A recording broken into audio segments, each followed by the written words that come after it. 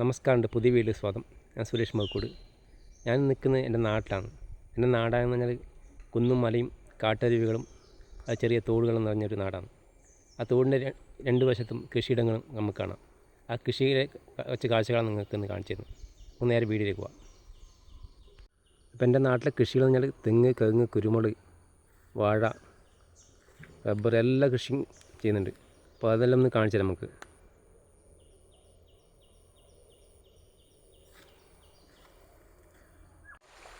അപ്പോൾ ഇതാണ് ഞാൻ പറഞ്ഞ തോട്. ഈ തോടിൻ്റെ രണ്ട് വശങ്ങളും കൃഷിയിടങ്ങളാണ്. ഇതിൻ്റെ ഒരു ഭാഗത്ത് തെങ്ങ്, കവുങ്ങ്, കുരുമുളക്, വാഴ എല്ലാ കൃഷിയും ചെയ്യുന്നുണ്ട്. മറുഭാഗത്ത് എന്ന് പറഞ്ഞാൽ ഫുള്ള് കവുങ്ങ് തോട്ടമാണ്. ഇത് 1 കിലോമീറ്ററോളം ഫുള്ള് കണ്ടാന്നുണ്ടായി. ഇതിൽ ഫുള്ള് നെൽകൃഷിയാണ് ആദ്യം കൃഷി ചെയ്തത്. എനിക്ക് എൻ്റെ ഓർമ്മയില്ല, ഇത് അമ്മയെല്ലാം പറയുന്നേക്കാം. അമ്മയും അച്ഛനും ഇവിടുത്തെ പരിസരവാസികളും പറയുന്നേക്കാം ഫുള്ള് നെല്ലാണെന്നുണ്ടായി. ജീരശാലയും ഗന്ധകശാലയും കൃഷി ചെയ്തൊരു സ്ഥലമാണ്. അന്ന് അതിന് ശേഷം കുറേ കാലം കഴിഞ്ഞിട്ട് അമ്മ കൃഷിയിൽ വലിയ ലാഭം തോന്നുന്നില്ല. പിന്നെ അവർ മറ്റ് കൃഷിയിലേക്ക് ഇറങ്ങി. കവുങ്ങ്, തെങ്ങ് ഇതെല്ലാം വെക്കാൻ തുടങ്ങി. പിന്നെ ഇപ്പം നെൽകൃഷിയുടെ ഈ നാട്ടിൽ മൂക്കൂട് നാട്ടിലാടെയും നെൽകൃഷിയില്ല. കരനെല്ലായിട്ട് കുറേ സ്ഥലത്ത് ഇങ്ങനെ ചെയ്യുന്നുണ്ട്. കണ്ടത്തിലായിട്ടും ഇവിടെ കണ്ടം ഇല്ല. ഈ ഭാഗത്ത് കണ്ടില്ല. കണ്ടത്തിൽ ഫുള്ള് കവുങ്ങാണ്.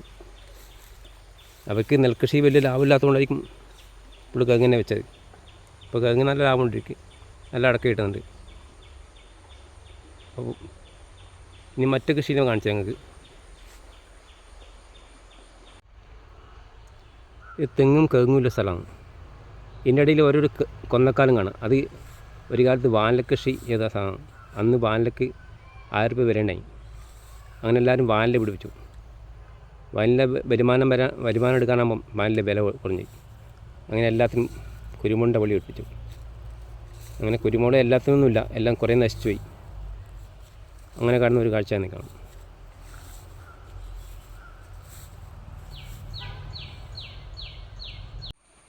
അപ്പോൾ ഇതാണ് മറ്റൊരു കാഴ്ച. ഈ തെങ്ങിൻ്റെ ഇടയിൽ വാഴയും കവുങ്ങും ഇടയ്ക്ക് കുറേശ്ശെ കുരുമുളകിൻ്റെ വള്ളിയും കാണാം നമുക്ക്.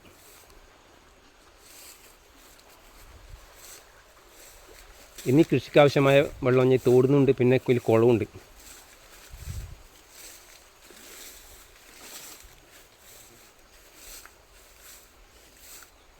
നല്ല പച്ചപ്പാണ് ഇപ്പം.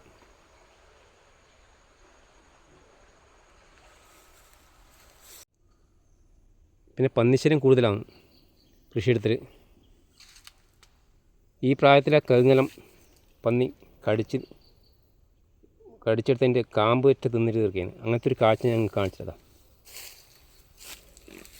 അതേ പ്രായമുള്ള കവുങ്ങ് തയ്യാണ് എന്താ കടിച്ച് നശിപ്പിച്ചതിൻ്റെ എൻ്റെ ഉള്ളിലത്തെ ആ കാമ്പ് തിന്നിട്ട് നശിപ്പിച്ചത്. ഒന്നല്ല, കുറേ കവുങ്ങുണ്ട് ഇടാം. ഇന്നലെ ചെയ്തത് ഇന്നലത്തെ ചെയ്ത ഒരു പണിയാണ്.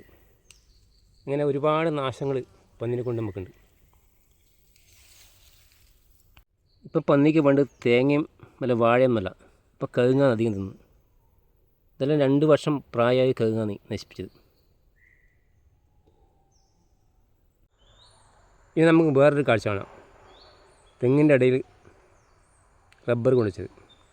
ഫുള്ള് റബ്ബറാണ്. ഇത് ഒരു കാലത്ത് റബ്ബറിന് നല്ല വിലയുണ്ടായി. ആ സമയത്ത് റബ്ബർ വെച്ചാണ്. നല്ല തേങ്ങ പിടിക്കുന്ന ഒരു തെങ്ങിൻ തോട്ടമാണ് ഉണ്ടായത്. ഇപ്പം തേങ്ങ വളരെ കുറവായി. 2 വരുമാനം നോക്കി വെച്ചാണ്. തേങ്ങ കിട്ടും, പിന്നെ റബ്ബറിൻ്റെ ഒരു വരുമാനം അങ്ങനെ നോക്കി വെച്ചാണ്. ഇപ്പം നോക്കുമ്പോൾ ഒരു വരുമാനം കിട്ടുന്നില്ല. റബ്ബറിൻ്റെ മാത്രം, തേങ്ങ കുറവ്. തെങ്ങിന് നല്ല പണിയാക്കുന്നുണ്ട്. തെങ്ങ് വളമിടുന്നുണ്ട്, തടം തുറന്ന് വളമിടുന്നുണ്ട്, എല്ലാം ചെയ്യുന്നുണ്ട്. പക്ഷേങ്കിൽ നമുക്ക് ആ ഉദ്ദേശിച്ച വരുമാനം കിട്ടുന്നില്ല. പൈസ ചാടി വരുമാനം അതെല്ലാം റബ്ബർ വലിച്ചെടുക്കുകയാണ്. ഇത് ഇവിടെ മാത്രമല്ല, പല സ്ഥലങ്ങളും ഞാൻ കണ്ടിട്ടുണ്ട്.